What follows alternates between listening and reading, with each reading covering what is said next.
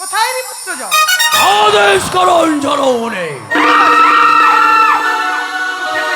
বাবা কোথায় কোথায় হয়েছে মাতৃপূজার প্রচার, আর কোথায় কোথায় এখনো হয়নি মাতৃপূজার প্রচার? করুন অপেক্ষা। আমি বুঝ খুলে দেখছি আপনার কোথায় কোথায় পূজা না হয়েছে আর কোথায় কোথায় না নেওয়া হয়েছে। জননে পুত্র যাও। আপনার ষষ্ঠম জায়গায় পুজো না হয়ে গেছে। ষষ্ঠম জায়গা কিন্তু বলতে পারিস পুত্রজর, বলতে পারিস ষষ্ঠম জায়গায় কে কে করেছে মাতৃ? পাতালে বলিরাজ আপনার পুজো করেছে, অযোধ্যায় দশরথ আপনার পুজো করেছে, লঙ্কায় রাবণ আপনার পুজো করেছে, ইন্দ্ররাজ আপনার পুজো করেছে, আর গোকুলে কৃষ্ণচন্দ্র আপনার পুজো করেছে। এই রূপ ভাবে আপনার ষষ্ঠম জায়গায় পুজো নেওয়া হয়ে গেছে। আমার যে মুহূর্তে পুজো নিতে ইচ্ছা করে সেই নিমা জাগাতের গৃহেতে না মাতা, নীরবেটির স্থল না যাব তোর বসে, মধ্যম ওঠে পাবো বুঝাও যেতে বৎস। মৎস্যদেশ কিন্তু পুত্রজর কোন ভক্ত দেবে ভক্তির নড়ি বিদ্য মাতৃপদ তলে? কীচক রাজর মন্ত্রে বিল্লবপদ জিয়ন্তে যমরাজ চলো চমের দশন। তার কাছে যদি পূজা করো সমর্পণ, তবেই মাগো তোমায় দেবী বলে বুঝবে এই জগজন সেই বিরাট রাজ্যের বিরাট ভূপা।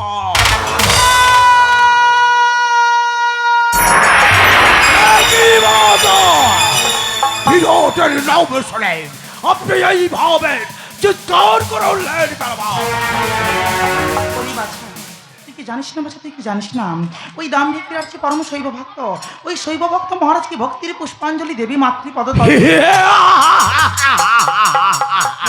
কেন দেবেন মতো? স্বয়ং কৃষ্ণচন্দ্র আপনার পুজো করেছে মাতা। বিরাট একটা মানব পবিত্র ছিল হয়ে আপনার চরণ তলে লুটিয়ে পড়বে গোজন। তবে বলতে পারেন জননে এখন নিশি কত? গগনমণ্ডলে এখন জ্বর ধন শিবির আর ধন সে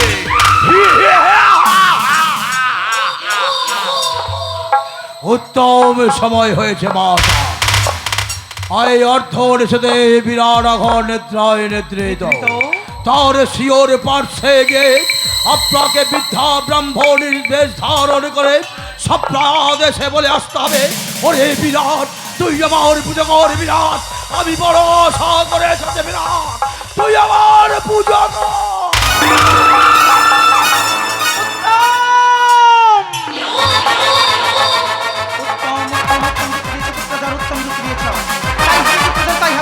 তোমার কথা মতো এই মুহূর্তে নিজ মূর্তি পরিত্যাগ করে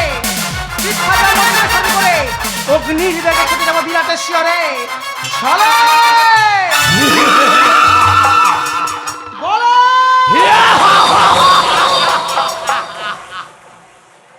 কৌশলে। শোনো দাম্ভিক বিরাট শোনো, আমি আসছি, তুমি প্রস্তুত হও। তোমার হস্তে যদি না নিতে পেরেছি মাতৃপূজার প্রচার, বৃথাই মোর নাম বসন্ত জননী শীতলা। তাই জান বাবা ওরা বিরাট আমার মা যাচ্ছে তোমার কাছে পুজো পাওয়ার জন্য। বিরাট আমার মাকে নৈরাশ করিস না বিরাট, আমার মায়ের পুজো করলে তোর বিরাট রাজ্য সরাই সোহাগা হবে রে বিরাট। আর যদি না করিস পুজো তাহলে তোর বিরাট রাজ্যকে মা ঠেলে মিলে শোষণ করে দেব বিরাট। তবেই আমার নাম ত্রিশিরা।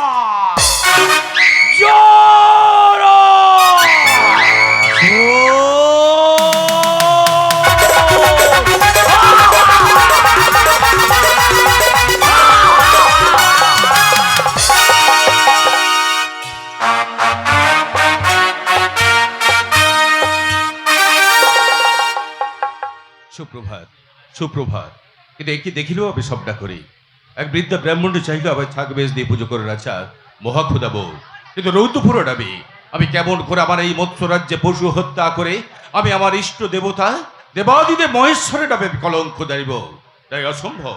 পারিব না, না না না না পারিব না, পারিব না তাহা। ওগো ঠাকুর, ওগো আমার ইষ্ট দেবতা দেখে যাও, ঠাকুর দেখে যাও, তোমার ক্ষত্রিয় রাজ ও রাজ নির্যাতিত নিপীড়িত এক দেব কন্যার হস্তে আমার সাথে করিয়া বিবাদ।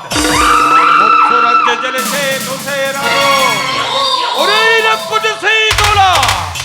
এই যে তোর ন্যায়ের বিচার, এই যদি হয় তোর ন্যায়ের বিচার, তবে জ্বালা দৌ দৌ করে আগুন জ্বালা। আমিও জীবনে মরণের শেষ খেলা খেলব। জেগে ওঠো বায়েশ্বর, তোমার গন্ধের গর্জনে জেগে ওঠো। অগ্নিটা জাল বেলে যেমন করে জাগাছিলে সতীর আত্মবলিদানে, যেমন করে জাগাছিলে চন্দ্রচূড় ধরে, যেমন করে জাগে ওঠো রাক্ষসে প্রতিদিন।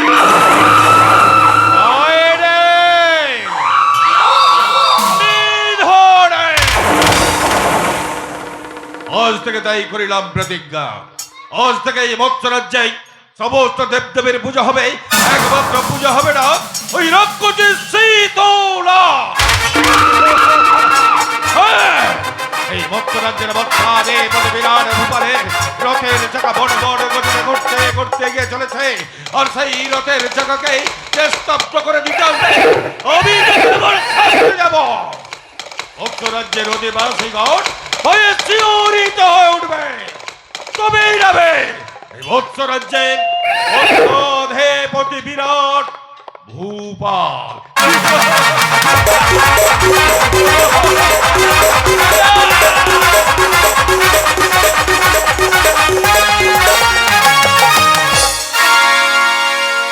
অনেক স্বপ্ন হলো সত্যি পরিণত। শান্তিহীনা বসুন্ধরা আজও একা, তাই তো মাগো আমি একা। দাই দিমা দে তোর ওই রাঙা চরণ আমায় একবার দে মা, তোর ওই রাঙা চরণ আমায় দে। দিবি না মা, দিবি না, তবু তবু এই নয়ন বাড়ি দিয়ে মাগো তোর আমি এই রাঙা চরণে পুজো করব। আর মনে মনে বলবো মা আমার নয়ন জলে মাগো ধুয়ে দেব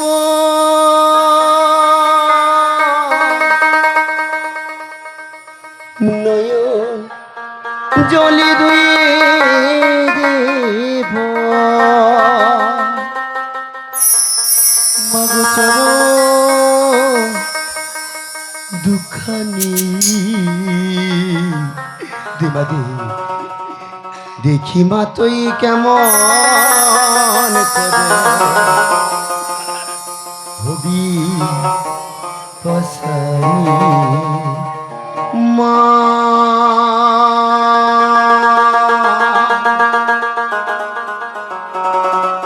দেখি মা তুই কেমন করে হবি পসানি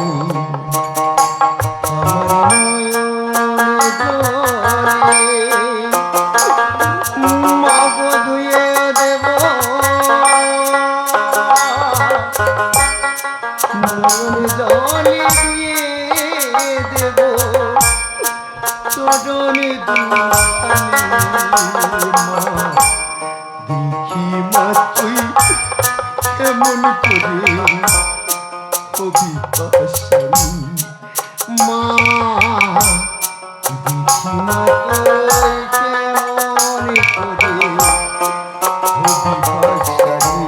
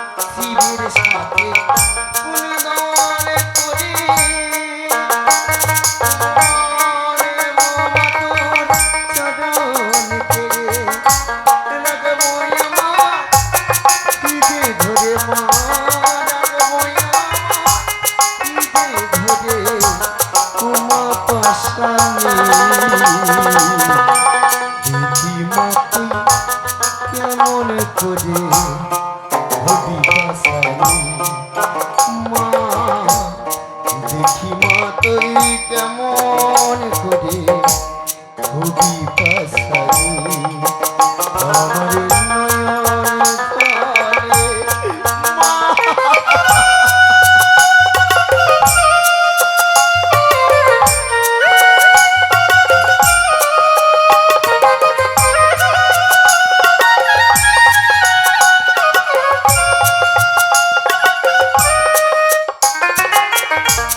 যদি থাকিস মোগল কায়ে মগয় ধম্বলি দুতারিয়ে, যদি থাকিস মোগল কায়ে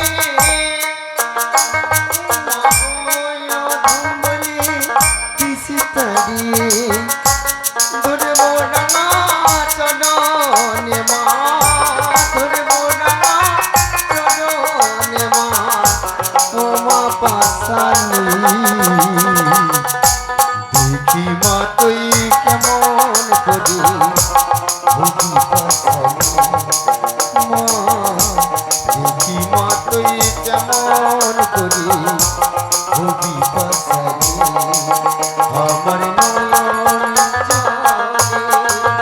আমার নয়ন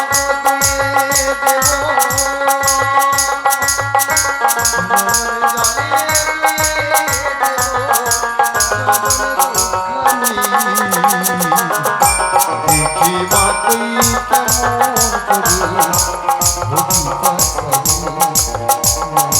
দেখি মা তুই কেমন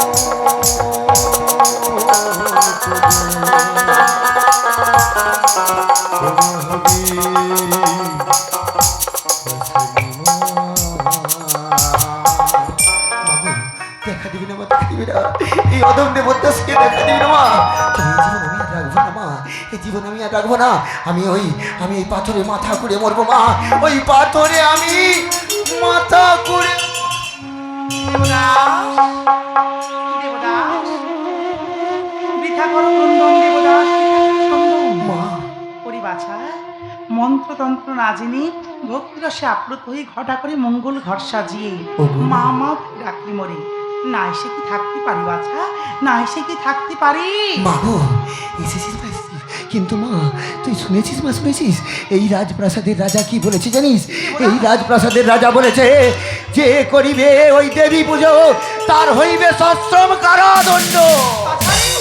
মা গো তুমি কি করি বল মা, কি করি বল, আমি তোকে ছাড়া কাউকে চিনি না মা, আমি যে তোকে ছাড়া কাউকে চিনি না মা।